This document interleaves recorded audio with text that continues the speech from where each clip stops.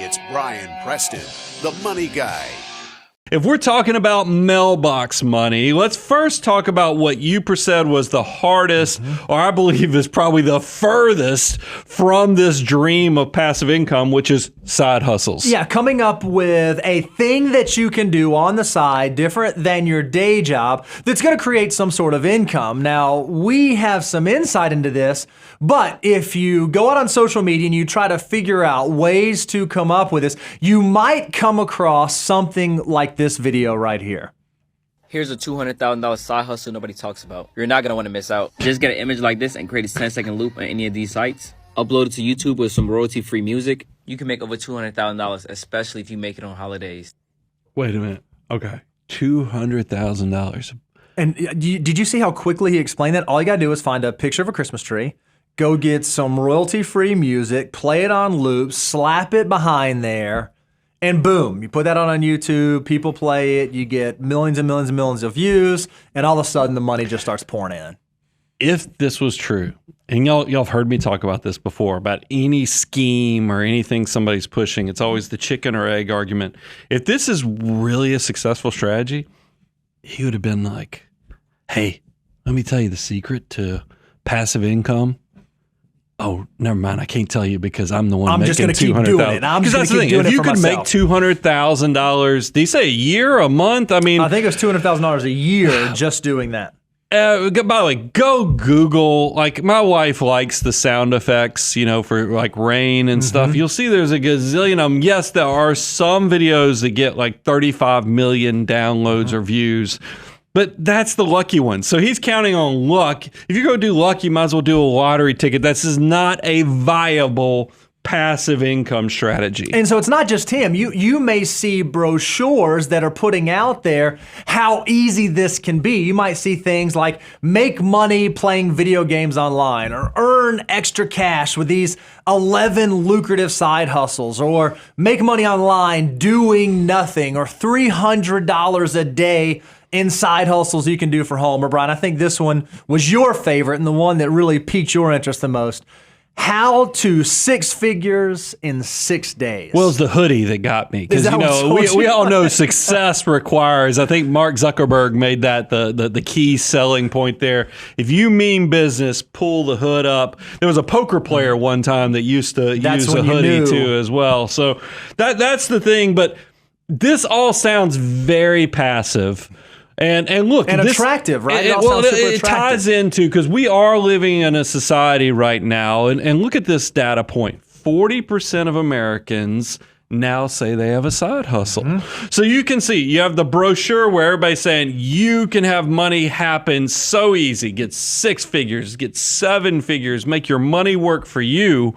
But the problem I have, and this is to bring it back to unicorn status, what they're bragging about in the brochure doesn't really exist in real life, because majority of side hustles are very labor intensive. That's right. Even the ones that could create the mailbox money. So maybe you're a content creator, or maybe you're this new aged word of being an influencer.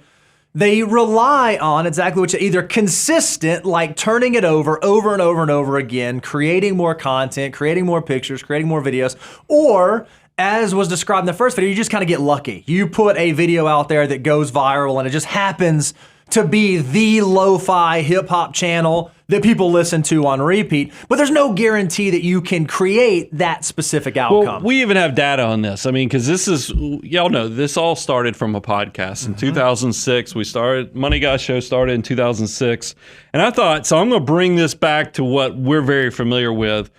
There are right now 2.5 million podcasts out there available in the podcast world. That's an impressive number. But here's the part that's a little shocking. Only 426,000 of that 2.5 million are actually active, meaning creating additional content. That's only 17%. But by the way, you're like, okay, so 17% are creating content. No, the number is actually worse than that, because that 17% is primarily churn. And what do I mean by churn? Is I'm telling you that of that 17%, only 10%, if we look 365 days in the future, only 10% of that 17% will still be creating content. So there's a lot of aspirational people who hear how awesome it is to write content, create content, make money off of content. So they jump into it. They go to trade shows, they go to conferences, and then they get washed out within a year. So there's actually only a very small portion of the population that has figured out how to turn content creation into actual viable income. And I think the hard part is the ones that have done it well, they make it look easy. All you see is the finished product. You end up seeing the show that you're watching or the podcast that you're listening to, not recognizing perhaps what all is going on in the background. Yeah, I mean, the Money Guy Show is a six-figure. We make six figures from YouTube, Sure.